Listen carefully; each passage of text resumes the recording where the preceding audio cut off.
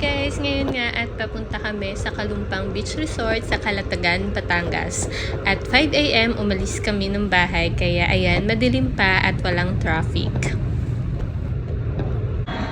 At 5:51 AM nandito na nga kami sa Parañaque. So sobrang bilis lang ng biyahe kasi maaga pa at walang traffic. Sa EDSA nga pala kami dumaan.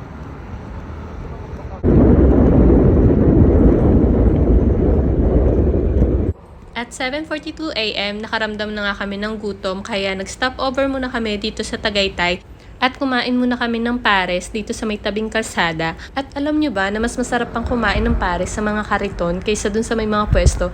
Kaya ayun, sabi ko sa husband ko, dito na lang kami kumain. At after nga namin kumain, tumuloy na kami sa biyahe namin at nasa part na kami ng Batangas pero hindi ko alam kung saan tong part ng Batangas na to. Pero tignan nyo, walang sasakyan kaya tuloy-tuloy yung biyahe namin. At 9 AM, nandito na kami sa part ng Calatagan at ito, yung dinadaanan namin ito ay Hacienda Bigaa at ito nakaka-amaze yung puno kasi puti siya guys at yung alay niya talagang pare-parehas kaya na-amaze ako.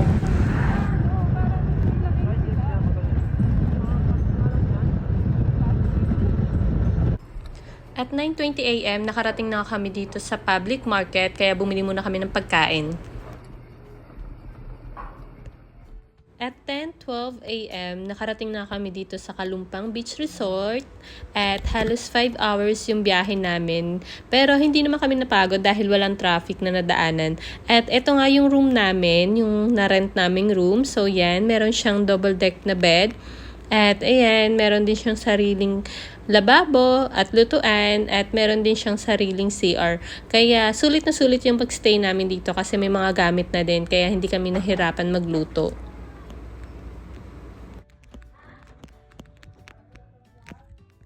At pagdating sa dagat, sobrang kalmado lang ng tubig at ayan, nakikita nyo nga yung aso, sobrang nag-i-enjoy na mag-swimming. At ito, ang daming starfish dito. So kung makikita nyo, sobrang linaw ng tubig kaya kitang-kita yung nasa ilalim. Kaya ayan, ang daming starfish, sobrang nakakatuwa. Pero ayun nga, takot kaming hawakan. Kuha ka na isa. Starfish, ang dami. Kuha ka ng starfish, Mal. Na. Hawakan mo. Takot. Di ba yung sa ano, malaki yun, yung dati. Ano? Gumagalaw. Ayan yan sa part na yun, no? Doon ang dami. Gumagalaw. Ayan yan. Ayan siguro yung nagis siya kanina. Nilagay niya dito. Ang dami nila oh. Tumpok-tumpok. Ang dami oh.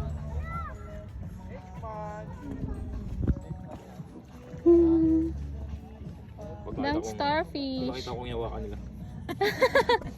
Hawakan mo na. Bek, kunin mo yung starfish. Takot siya eh. Saan pa ba may starfish? Meron dyan? Ayun o. Oh, yung starfish. Dati hawakan natin pag ano lang eh. Oo. Hawakan mo. Baliktad mo. Ano na? Ayun. Ano? Nakakilite. Alam ko gumagalaw yan eh. Ayun. Nung galamay niya. Ayun, gumagalaw. Ayaw nga yan. Eh parang uod. Yung bata, baka kang bata. Harap mo. Ano itsura nung harap? Ah, brown lang siya. Daming starfish. Gumagalaw yung kamay mo. Here at Calatagan, Batangas. Naka-check-in kami sa Kalumpang Beach Resort. Ito, yan yung Kalumpang. At nandyan yung room namin. Yung kitang-kita doon sa likuran. At nandito na kami sa gitna ng dagat. Gitna. Pero malayo na kami sa Pangpang. Sobrang low tide. Tapos sobrang linis ng water. Yan. Yun na yung husband ko. Ang layo na niya. Tapos ayan. Nakapaalang ako. Kaya medyo nakakakiliti sa damo. Yan, mga dumi yan. Takot akong tumapak dyan dati pero no choice. Pero ayan, kitang-kita rin siya kaya medyo nawala yung takot ko. Kasi yung dating pinunta naming dagat, sobrang madamo, tas brown yung water, hindi siya ganyan na sobrang linaw. Ayan. Kita niyo, sobrang linaw ng tubig. Ang layo na namin sa Pangpang. Ayan, nandun sila. Tapos malamig na yung tubig sa part na to. At ayan, may agos na dito. Doon kasi hindi na umaagos. Sobrang tahimik yung dagat. Tapos low tide. Grabe, ang linaw ng tubig. Kaso yun nga lang, ang dami niyang damo. Kasi kung tutusin, ang layo na niya sa Pangpang. Kaya sa part na to, madamo na. Parang kami naglalakad sa tabi ng dagat kasi sobrang baba ng tubig. Hi! Ang ganda ng panahon, hindi ganun kainit. Time is 4 PM. Wala nang damo dito masyado.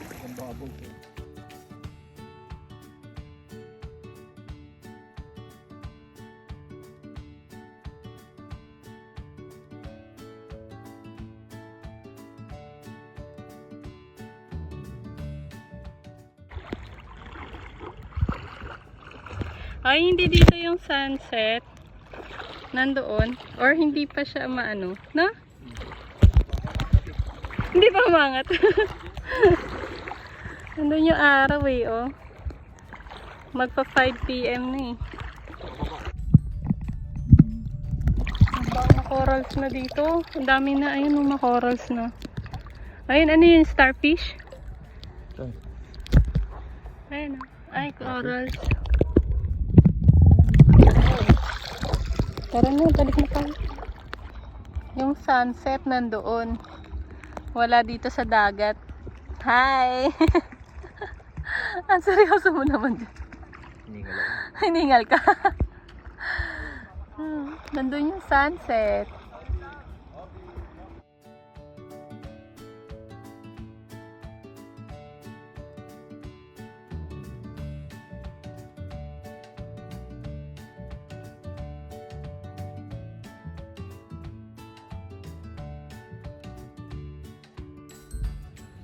Starfish! Ang cute ng starfish. Kaso gumagalaw siya, natatakot ako. Yan yung starfish. Ayan, gumagalaw yung mga galamay. Ang cute. Kaso pare-pares yung kulay nila. So cute, cute. Ay, yung fish! Duman yung fish. 6:14 AM. Low tide pa siya.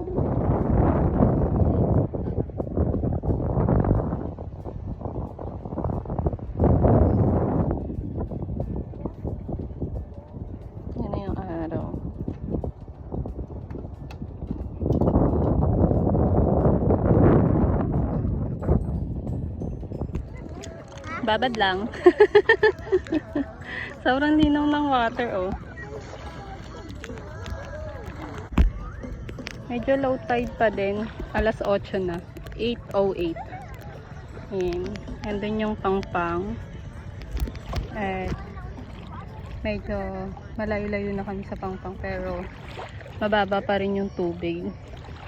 Mamaya daw tataas to. Ayan, ang ganda ng panahon. Kagabi umulan pero saglit lang din.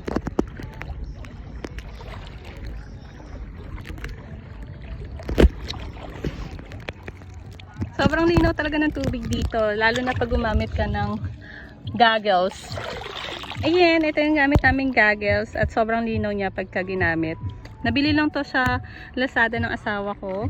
So sobrang tagal na nito. 2021 pa lang to. Gamit na namin to. At set to. Meron din to sa parang bibig. Pero ito yung ginagamit namin madalas. Kaya sobrang nag-enjoy din kami dito. Kasi sobrang linaw ng tubig. Ayan yun guys. Oh. Sobrang linaw talaga niya. So yun na yung asawa ko. Mag-check out na kami. Kaya ayan. 10:15 pa lang. At pupunta kami sa Monte Maria. Dito lang din yung sa Batangas.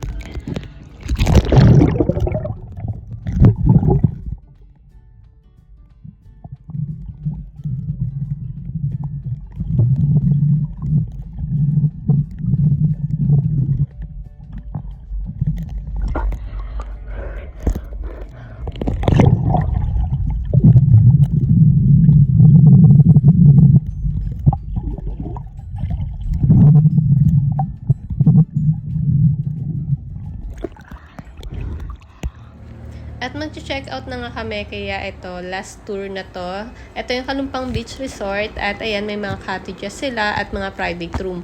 Meron din silang aircon na room, pero yung kinuha namin yung hindi aircon kasi low budget lang kami.